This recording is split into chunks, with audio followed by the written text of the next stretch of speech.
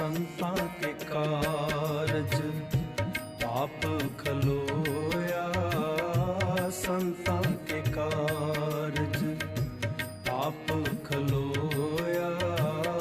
संतां के कारज हर कम करावण आया राम। कम करावण आया राम। वाहिगुरु जी का खालसा श्री वाहिगुरु जी की फतेह। भविष्य के बारे में माता पिता से बचन। जय बैसाले तह बैसा स्वामी, जय भेजे तह जावा। एक समय की बात है, बाबा जी माता जी के पास बैठे थे। माता को कहने लगे, माँ मैंने बाहर चले जाना है, जहाँ पर दिल नहीं लगता। माता सुन के हैरान हुई और पूछने लगी, कहाँ जाना है, कब जाना है। आपने उत्तर दिया। थोड़े समय बाद तो माँ ने कहा, अपना घर अच्छा है, बेगानी जगह अच्छी नहीं होती, बाहर कोई किसी को नहीं जानता। आपने कहा कि माँ जहाँ कोई ना जाने वहाँ बहुत मौज होती है, असल आनंद वहीं पे आता है। यह वचन सुनकर माता चुप हो गई, पर कुछ समझ नहीं सकी। ये था बाबा जी का आने वाले समय के प्रति इशारा। इसको कहते हैं रमज। महापुरुष आने वाले समय के बाबत इशारा तो करते हैं, पर पूरी बात खोल कर नहीं बताते। देखने में तो महापुरुष दुनियादारों की तरह ही मालूम पड़ते हैं, लेकिन असल में दुनिया से निर्लेप होते हैं। धीरे धीरे उनके बचनों के नाम की सुगंधी कस्तूरी की महक जैसे जाहिर होने लग जाती है। लेकिन इनका मकसद असल में क्या है, इन्होंने क्या करना है, यह बात जाहिर होने लग जाती हैं। महापुरुषों का काम है जी दान देना, भक्ति में लगाना। सो ऐसे बाबा जी अपने आने वाले समय की बाबत बता रहे थे कि हमारी तैयारी हो चुकी है। कुछ दिनों बाद माता को फिर वही वचन याद कराया, माँ मैंने चला जाना है, मुझे आप खुशी से विदा करें। माँ ने फिर वही जवाब दिया, ऐसे ही बोलते रहते हो, क्या करेगा बाहर जाकर। घर बैठो, जहाँ तुम्हारे बापू हैं, तुम्हारा घर है, तुम्हारे भाई हैं, सब कुछ तेरा अपना है। और बाहर कोई किसी को कुछ नहीं समझता, कुछ नहीं जानता। तुम बाहर जाके कुछ करने लायक भी नहीं हो, ना तो तुम किसी से बात करते हो, फिर जहाँ बैठते हो बैठे ही रहते हो। बाहर तुम्हारा निर्वाह कैसे चलेगा। फिर आप जी कहने लगे, माँ जहाँ कोई भी किसी का नहीं है, बहन भाई माता पिता घर सब कुछ एक छलावा माया जाल है, हमें खुशी से तोड़ दे, हमने यहाँ रहना नहीं है। यह कुछ बताने के बाद माता सोच में पड़ गई। इसकी 11 साल की उम्र हो गई है, पहले कभी बोला नहीं, अगर बोला भी है तो बहुत कम। पर अब दूसरी बार यह एक ही बात क्यों बोल रहा है। माँ ने कहा, मस्तानिया अगर घर में तुम्हारा दिल नहीं लगता तो तुम्हें तुम्हारे नानकों के घर छोड़ आएं। तो आपने इनकार कर दिया कि नहीं जाना। फिर माता ने कहा, और कहाँ जाना है। अपने घर ही रहो। आपने भोले भाव से हंसकर कहा, माँ असली घर तो और है। माँ ने पूछा, और कौन सा घर है? तो आप कहने लगे, फिर कभी बताएंगे। उस दिन रात को माता ने बाबा जी के पिता से इस बात का जिक्र किया कि मस्ताना मेरे पास 2 बार यह बात बोल चुका है कि मैंने घर नहीं रहना, बाहर चले जाना है। पिताजी कहने लगे कि तूने पहले क्यों नहीं बताया? माता कहने लगी कि मैंने पहले तो बात अनसुनी ही कर दी थी, पर आज उसने दूसरी बार यह बात बोलकर मुझे भी चिंता में डाल दिया है। पिताजी कहने लगे, अब मैं पूछकर देखता हूँ। पिताजी ने बाबा जी को बुलाकर पूछा, मस्तानिया तू अपनी माँ से क्या बोल रहा था कि बाहर चले जाना है? कहाँ जाएगा? पहली बार तो आप चुप रहे, दूसरी बार पूछने पर हंस के कहने लगे, हाँ जाना है। फिर पिता ने कहा, और कहीं नहीं जाना, मेरे साथ खेत में चल।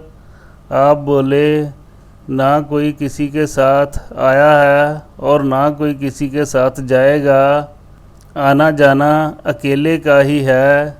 यह कह के आप चुप हो गए। पिताजी सोच सोच के माता जी को कहने लगे, मुझे तो मंडली वाले संतों ने इसके बारे में कहा था और तुम्हें भी संतों ने घर आके बताया था। यह वैसी ही कोई बात बनती नज़र आ रही है। उस दिन पिताजी खेत जाने लगे तो बाबा जी को साथ ले गए। पिता और दूसरे भाई तो काम करने लग गए, पर आप आराम से खेत की एक वट पर बैठ गए। जब माता जी घर से खाना लेके आई तो सभी ने खाना खा लिया। आपको भी उन्होंने पूछा, पर आप अपने स्वभाव के मुताबिक चुपचाप ही रहे। जब माता पास आई और माता के कहने पर ज़रूरत अनुसार थोड़ा सा खा लिया। घर को आने के टाइम चुपचाप माता जी के साथ गांव आ गए। प्रभ जी बसे साध की रसना। बाबा जी के वचन के अनुसार नगर में एक औरत का बाबा जी की माता के साथ बहुत स्नेह था। वह औरत एक दिन अपने बच्चे को लेके माता जी के पास आई। सामने माता जी घर के काम में व्यस्त थे, तो उस औरत ने कहा कि अगर कोई मेरे बेटे को उठा ले तो मैं तुम्हारे साथ काम करवा दूं, क्योंकि उसका बेटा बहुत छोटा था।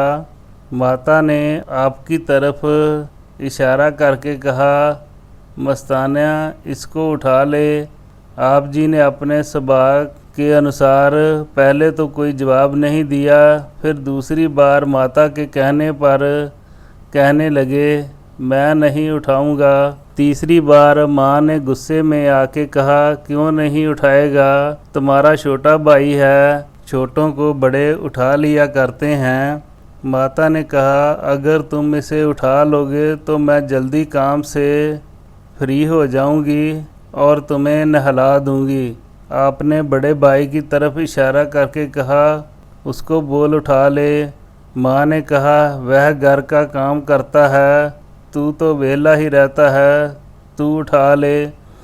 आप जी कहने लगे कि अगर तुमने ज़रूर ही मुझसे उठवाना है तो कुछ दिनों बाद इसको भगवान ही उठा लेगा। फिर वह बच्चा गुजर गया। गांव के रिवाज के अनुसार माता जी भी उस औरत के घर अफसोस करने के लिए गई। उस औरत ने माता जी को उलांबा दिया कि तुम्हारे बेटे ने पहले कुछ कहा नहीं, अगर कहा ही तो मेरे बेटे को ऐसी जुबान बोली कि मेरा बेटा ही ले गया। ना जाने कैसी जुबान है इसकी। यह सुनकर माता भी कुछ उदास रहने लग गई। बाबा जी से बोलचाल भी कम कर दिया। एक दिन माता रोटी लेके आई तो आपने रोटी खाने से इनकार कर दिया। कहा कि मैंने खीर खानी है। तो माँ ने कहा कि मेरी सहेली का बेटा मर गया है, खीर नहीं बनेगी। तो आपने कहा मैं रोटी नहीं खाऊंगा। माता ने कहा अब खा ले, सुबह बना दूंगी। तो अगले दिन माता ने खीर बना दी। जिस वक्त आप खीर खा रहे थे तो माँ पास बैठी थी। तो आपने माँ को पूछा कि तुम मेरे साथ गुस्सा हो। तो माँ कहने लगी कि तूने कैसी ज़बान से बात की है। उसका मेरे साथ बहनों जैसा प्यार था। आप कहने लगे अगर वो लड़का वापस आ जाए तो फिर तो गुस्सा नहीं होगी। माँ ने कहा चुप कर जा, कभी मरे हुए भी वापस आते हैं। आपने कहा हाँ आ जाते हैं। तो माँ ने कहा कैसे? आप बोले कि जैसे जाते हैं वैसे ही आ जाते हैं। जब वह आ जाएगा तो आप देख लेना, वही आएगा, पर तू गुस्सा ना किया कर। कुछ समय बाद उस औरत के घर एक और लड़का पैदा हुआ जिसके नैन नक्श सब पहले लड़के जैसे थे। फिर माँ को पता चला तो माँ उस सहेली के घर गई। जब वापस आई तो बाबा जी ने माता जी से पूछा कि कहाँ गई थी। माता ने सारी बात बता दी। फिर आप कहने लगे कि अब तो खुश हो। माँ ने कहा हाँ मैं बहुत खुश हूँ। आपने कहा अगर तुम मेरे ऊपर खुश हो तो मुझे विदा कर दो, मैंने चला जाना है। तीसरी बार कह रहा हूँ, अब चौथी बार नहीं कहूँगा। अपने हाथों से विदा कर दो तो अच्छी बात है। अगर मैं चुपचाप चला गया तो आप ढूंढते फिरोगे, आगे आपकी मर्जी। माँ ने पूछा जाएगा कहाँ? आप कहने लगे ले जाने वाला जहाँ ले जाएगा। माँ ने पूछा कौन है तुझे ले जाने वाला? आप कहने लगे मुझे वही ले जाएगा जिसने तेरी सहेली के बेटे को वापस किया है। और कौन है मुझे ले जाने वाला? ऐसे वचन करके आप हंस पड़े। उसके बाद माँ किसी गहरी सोच में पड़ गई। इस तरह जैसे पहले बताए गए प्रसंग के अनुसार सब कुछ बता दिया और भेद भी रख लिया। सबर अंदर साबरी तन एवें जालेन, होन नज़दीक खुदाए दे भेत न किसे देन। घर से बाहर एकांत में रहना। साची प्रीत हम तुमस्यों जोरी, तुमस्यों जोर अवर संग तोरी। जिस तरह पीछे जिक्र आ चुका है, उसके बाद आप बहुत समय घर के बाहर रहने लग गए।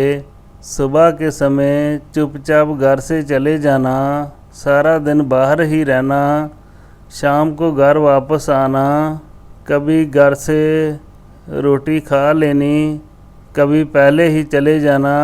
सारा दिन निराहार ही रहना, यानी बिना कुछ खाए पिए रहना। जब कई दिन लगातार बाहर जाते रहे तो माता को फिक्र होने लगा। उसने पिताजी से इस बात का जिक्र किया। एक दिन पिताजी ने ध्यान रखा। जब आप जाने लगे तो पिताजी भी पीछे चल पड़े। गांव से थोड़ी दूर बाहर चले गए तो पिताजी ने आवाज़ दी और पूछा मस्तानिया कहाँ जा रहा है? आप कहने लगे अपना काम करने। पिता ने पूछा तुम्हारा कौन सा काम है? तो आपने कहा मेरा काम है भगवान का नाम जपना।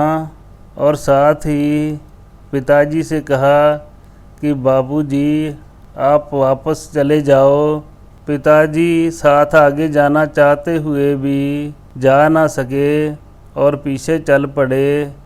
जिस वक्त घर गए तो माता ने पूछा कि मस्ताना। पिता ने उत्तर दिया, वो कहता है मैं अपना काम करने जा रहा हूँ। मैंने पूछा कि कौन सा काम, तो कहने लगा कि भगवान का नाम जपना। सो उस दिन भी पहले की तरह शाम को घर वापस आए। माँ ने लाड प्यार से पूछा, आज सारा दिन कहाँ रहा, रोटी कहाँ से खाई। आप हंसकर चुप कर गए।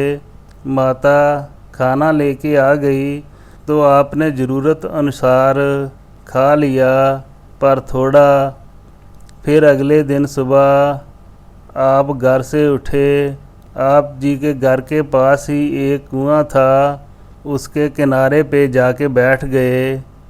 यह कुआं आजकल बंद पड़ा हुआ है, जो कि हमने भी जाके देखा है। बाबा जी ने आप एक बार वचन किया था, यह कुआं और 12 गुमा ज़मीन हमारे किसी बुजुर्ग को इनाम में मिली हुई थी। कुछ देर बाद उस गांव का आदमी वहां से गुजरा। वह देखकर आगे चला गया। वह देखकर पास चला गया और आपको बाजू से पकड़कर उठाने लगा। जब आप नहीं उठे तो बाबा जी के घर वालों को जाके बताया। पिताजी गए तो देखा कि आप वहीं पर बैठे थे, तो बाजू से पकड़कर उठा लिया और कहने लगे, यह तेरे बैठने की जगह अच्छी है, कहीं और नहीं बैठ सकता। ऐसे बोलकर घर ले गए। फिर माँ को पूरी बात बताई। माता ने भी कहा, कुएं पे बैठा क्या करता था, ले रोटी खा ले। ज़रूरत के हिसाब से आपने रोटी खा ली। बाद में कुछ देर घर ठहरे, फिर बाहर को चले गए। अंधेरा होने के बाद घर वापस आए। पिताजी ने कहा कि सारा दिन बाहर ही बिता आए हो, तुम्हें भूख प्यास नहीं लगती, तुम्हें डर नहीं लगता। कभी कुएं पे बैठते हो, कभी बाहर चले जाते हो। आगे आप हंसकर बोले, बापूजी अगर भगवान का डर मान लें तो और कोई डर नहीं आता। फुरमान है, निरभਉ जपे सगल भਉ मिटे, प्रभ कै सिमरन भਉ ना व्यापे। हर तरह का डर मानता है मन।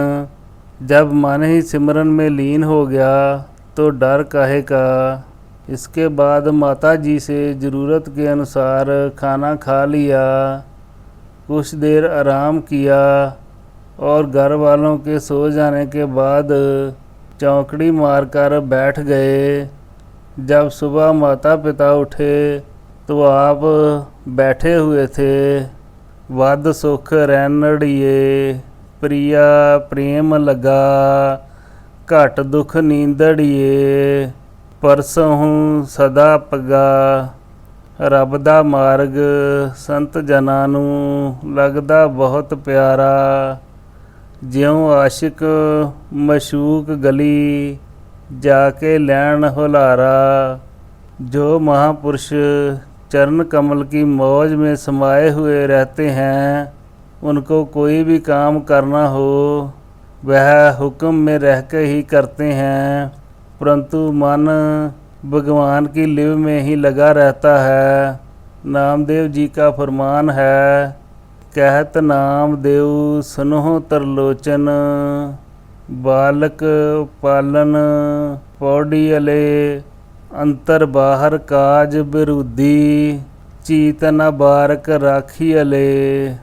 भगत जन दुनियावी दृष्टांत देकर महापुरखों की अंतरात्मिक अवस्था बताते हैं। जैसे माता बच्चे को झूले में पाने के बाद काम करती हुई भी अपने बच्चे को याद रखती है, सो ऐसे ही मन करके इस तरह महापुरुष की अवस्था होती है इस शब्द के अंतरीव भाव अर्थ और हैं, जिसके पास महापुरुषों के मन की अवस्था को वाणी के हिसाब से भगत जी ने समझाया है। वाहिगुरु जी का खालसा, श्री वाहिगुरु जी की फतेह।